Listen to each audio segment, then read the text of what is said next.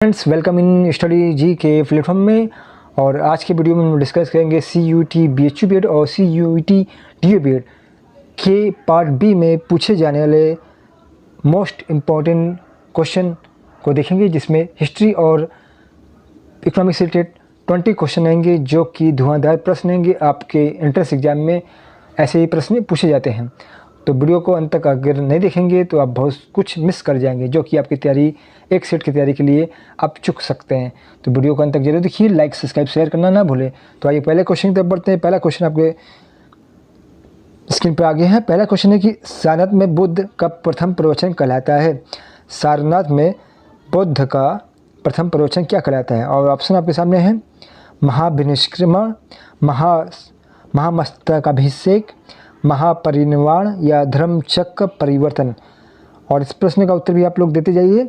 और इस प्रश्न का जो सही उत्तर हो जाएगा वे है बुद्ध का जो प्रथम प्रवचन जो कहलाता है उसे कहा जाता है धर्मचक्र परिवर्तन। और ये गौतम बुद्ध ने अपना जो पहला वचन दिया था या उपदेश दिया था वे दिया था सारनाथ में। कहाँ दिया था? सारनाथ। सारनाथ कहाँ पे? आपका वाराणसी में स्थित है, जहाँ पे आप BHU भी स्थित है।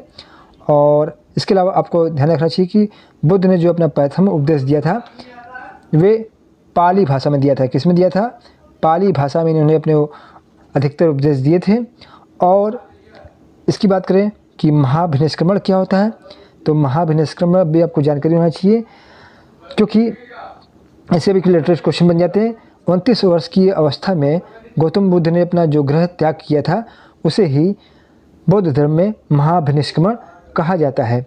और महापरिनिर्वाण भी आप लोग जानिए। महापरिनिर्वाण वे होता है, महापरिनिर्वाण क्या है कि गौतम बुद्ध का 80 वर्ष की अवस्था में मृत्यु हो गई थी। इसे ही बौद्ध धर्म में महापरिनिर्वाण कहा जाता है। और इनकी मृत्यु जहाँ हुई थी उस जगह का नाम भी आप लोग याद रखिएगा, वे जगह है कुशीनगर। क्या नाम है? कुशीनगर। कुशीनगर कहाँ पर है? ये भी यूपी में स्थित है। यूपी में कहाँ पे? वर्तमान में से देवरिया उत्तर प्रदेश में स्थित है। और ये चुंद द्वारा अर्पित भोजन करने के बाद इनकी हालत गंभीर हो गई थी, जिसके बाद इनकी मृत्यु हो गई थी। तो ये आपको 4-5 पॉइंट बता दिया गया है कि क्वेश्चन में। इससे रिलेटेड आप लोग क्वेश्चन इसको ध्यान रखिएगा। तो आइए नेक्स्ट क्वेश्चन तक बढ़ते हैं। क्वेश्चन नेक्स्ट है कि सिद्धार्थ या बुद्ध को ज्ञान प्राप्ति कहाँ हुई थी? सिद्धार्थ या बुद्ध को ज्ञान की प्राप्ति कहाँ हुई थी? ऑप्शन है वाराणसी, सारनाथ, कुशीनगर या गया में। बहुत सरल क्वेश्चन है।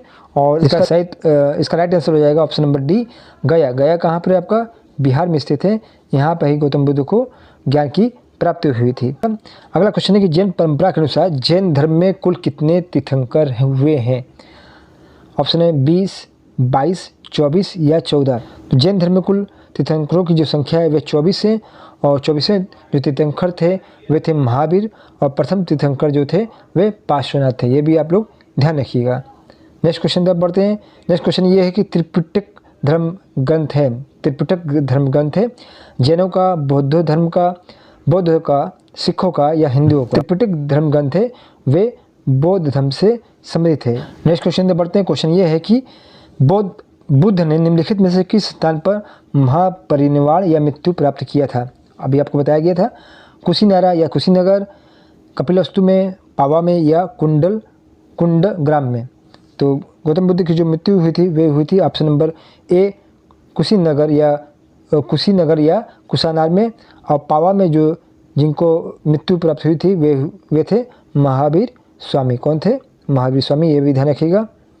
नेक्स्ट क्वेश्चन पे बढ़ते हैं। क्वेश्चन ये है कि किस शासक ने बौद्धों के लिए विख्यात विक्रमशिला विश्वविद्यालय की स्थापना की? बहुत अच्छा क्वेश्चन है आपके लिए। तो विक्रमशिला विश्वविद्यालय की स्थापना किसने की? ऑप्शन है महिपाल, देवपाल, गोपाल या धर्मपाल। अपना किया था वे थे ऑप्शन नंबर डी, धर्मपाल ने इस विश्वविद्यालय की स्थापना किया था। अगले क्वेश्चन पे बढ़ते हैं।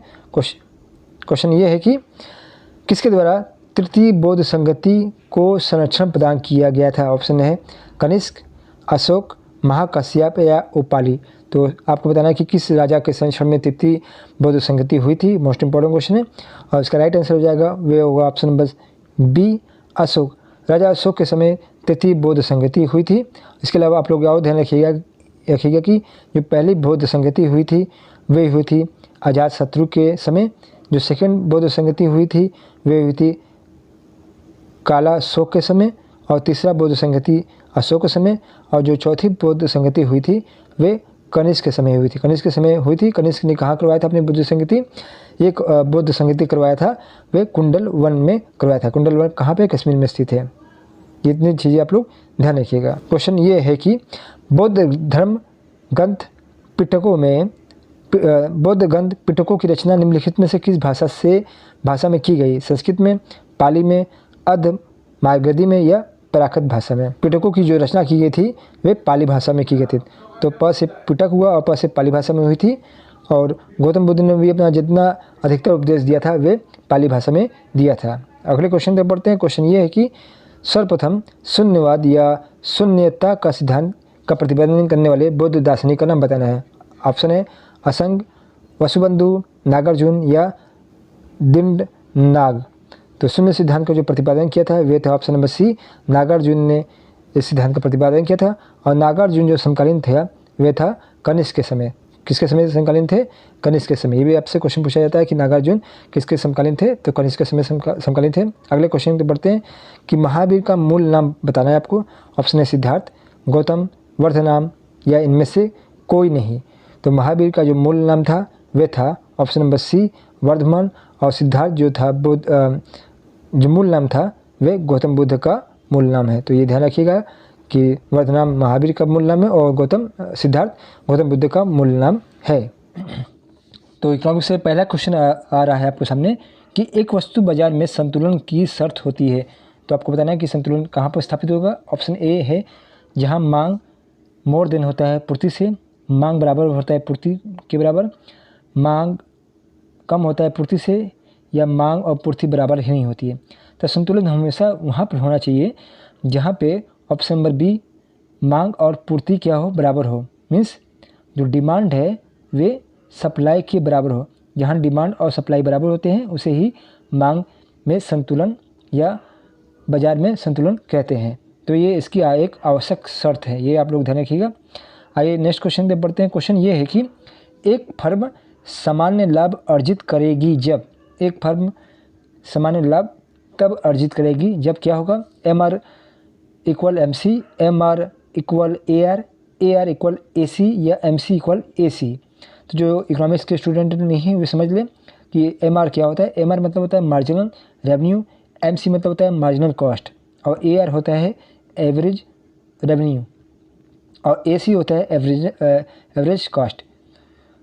तो इस प्रश्न का जो सही B M R equal A R, जहाँ एम आर और ए आर बराबर होंगे वहाँ पे फर्म क्या करेगा?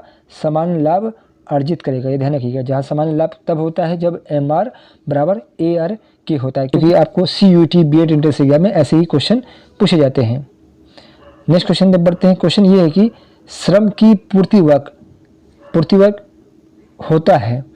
मीन्स सप्लाई उसका वक्र कैसा होता है? कर्व कैसा होता है? ऑप्शन ए है पीछे मुड़ता हुआ होता है, ऑप्शन बी है ऊर्ध्व होता है, ऑप्शन सी ऊपर उठता हुआ होता है, या ऑप्शन डी है क्षैतिज होता है। तो श्रम का जो पूर्ति वक्र होता है वो हमेशा पीछे की तरफ मुड़ा हुआ होता है, इस तरह से होता है। तो इसे ही कहते हैं श्रम की पूर्ति वक्र, जो कि पीछे मुड़ा हुआ होता है। नेक्स्ट क्वेश्चन पे पढ़ते हैं। क्वेश्चन ये है कि प्रतिनिधि फर्म का विचार दिया है। प्रतिनिधि फर्म का विचार किसने दिया है? ऑप्शन ए है Marshall, option B Fisher, option D Pigou, या ऑप्शन डी किन्स ने। तो मोस्ट इंपॉर्टेंट क्वेश्चन है क्योंकि आपसे सिद्धांत से संबंधित क्वेश्चन आपसे पूछे जाते हैं। तो इस प्रश्न का जो सही उत्तर हो जाएगा वह होगा ऑप्शन नंबर ए, प्रतिनिधि फर्म का जो विचार दिया है वह ऑप्शन नंबर ए मार्शल ने दिया है। अगले क्वेश्चन पे बढ़ते हैं। क्वेश्चन ये है कि चैम्बरलिन ने लागत की अवधारणा को निम्न रूप से प्रस्तुत किया है। तो चैम्बरलिन जो एक अर्थशास्त्री थे उन्होंने लागत को किस अवधारणा के रूप में प्रस्तुत किया? ऑप्शन ए है स्थायी लागत के रूप में, या चलायमान अस्थिर लागत के रूप में, विक्रय लागत के रूप में, या परिवर्तित लागत के रूप में। तो इस प्रश्न का जो सही उत्तर हो जाएगा वो होगा ऑप्शन नंबर सी, विक्रय लागत के रूप में चैम्बरलिन ने लागत को प्रस्तुत किया है। नेक्स्ट क्वेश्चन पे बढ़ते हैं। क्वेश्चन ये है कि मोस्ट इंपोर्टेंट क्वेश्चन है, जो कि बुक से रिलेटेड भी क्वेश्चन से पूछे जाते हैं। क्वेश्चन ये है कि theory of games and economics behaviour के लेखक कौन है? ऑप्शन ए है एच मार्कोविच, ऑप्शन बी है कि सैमुएल्सन, ऑप्शन सी है मिल्टन फ्रीडमैन, ऑप्शन डी है न्यूमैन मॉर्गनस्टर्न। तो इस जो प्रश्न का उत्तर हो जाएगा ऑप्शन नंबर डी। इसके राइटर जो है the theory of games and economics behaviour के लेखक जो है वे है न्यूमैन मॉर्गनस्टर्न है। चलिए नेक्स्ट क्वेश्चन पे पढ़ते हैं। क्वेश्चन ये है कि एकाधिकार निश्चित कर सकता है, मोनोपोली क्या निश्चित कर सकता है? केवल मूल्य उत्पादन दोनों ही, या तो मूल्य या उत्पादन, न तो मूल्य और न ही उत्पादन। तो क्या एकाधिकार क्या निश्चित कर सकता है? तो एकाधिकार जो होता है, एकाधिकार इकोनॉमिक्स के अंतर्गत एकाधिकार केवल या तो मूल्य या तो उत्पादन को निर्धारित कर सकता है, या तो वे प्राइस को निर्धारित कर ले या जो कितना उत्पादन करना है इसको निर्धारित कर ले। यह एकाधिकार का एक शर्त होता है, इसकी विशेषता होती है। नेक्स्ट क्वेश्चन पे बढ़ते हैं। क्वेश्चन ये है कि द्विपक्षीय एकाधिकार में क्या होता है? ऑप्शन ए है एक क्रेता और बड़ी संख्या में विक्रेता, मतलब खरीदने वाले एक हों और बेचने वाले अधिक हों, या एक विक्रेता और बड़ी संख्या में क्रेता होते हैं, एक क्रेता और एक विक्रेता होते हैं, या क्रेता और विक्रेता दोनों बड़ी संख्या में होते हैं। तो बताना है कि द्विपक्षीय एकाधिकार में क्या होता है, कौन सी शर्त होनी चाहिए। तो इसका राइट आंसर एकाधिकार तभी हो सकता है जब इसमें एक क्रेता हो और एक क्या हो, विक्रेता हो, तभी इसे हम लोग कहेंगे द्विपक्षीय एकाधिकार। नेक्स्ट क्वेश्चन है कि पूर्ण एवं अपूर्ण प्रतियोगिता में अंतर दर्शाता है। ऑप्शन नंबर ए है AR वक्र, AC वक्र, MC वक्र या TC वक्र। अपूर्ण प्रतियोगिता में जो अंतर दर्शाता है वह है ऑप्शन नंबर ए AR वक्र, मतलब एवरेज रेवेन्यू वक्र, ये आपका अंतर प्रदर्शित करता है। प्रतियोगिता में दुधारी तलवार किसने कहा है? अपूर्ण प्रतियोगिता को दुधारी तलवार किसने कहा है? चैम्बरलिन ने, सैमुएल्सन ने, स्टिगलर ने या श्रीमती जॉन रॉबिन्सन ने। मोस्ट इंपॉर्टेंट क्वेश्चन है, इसको नोट कर लीजिएगा। तो अपूर्ण प्रतियोगिता में दुधारी तलवार का शब्द का जो प्रयोग किया था वह किया था श्रीमती जॉन रॉबिन्सन ने, और श्रीमती जॉन रॉबिन्सन ने स्वर्ण युग की बात भी कही है। ये भी क्वेश्चन आपसे पूछा गया था 2022 में कि स्वर्ण युग की बात किसने की है? तो श्रीमती जॉन रॉबिन्सन ने किया है। क्वेश्चन आपके लिए है कि क्वार्टेल किस बाजार का भाग है? ऑप्शन ए एकाधिकार का, पूर्ण प्रतियोगिता का, अल्पाधिकार का या एकाधिकृत प्रतियोगिता का। तो क्वार्टेल जो होता है वे अल्पाधिकार को प्रेजेंट करता है। जैसे कार्टेल का कोई उदाहरण देखना है तो आपको देख सकते हैं, जैसे ओपेक संगठन है जो कि तेल उत्पादक संगठन है समूह, उसे ही कार्टेल के अंतर्गत रखा जाता है जो कि अल्पाधिकार होता है। तो चैनल को लाइक, सब्सक्राइब और शेयर करना ना भूलें। मिलते हैं नेक्स्ट वीडियो में, और तैयारी 61 की आपकी जारी रहेगी। मिलते हैं नेक्स्ट वीडियो में, धन्यवाद।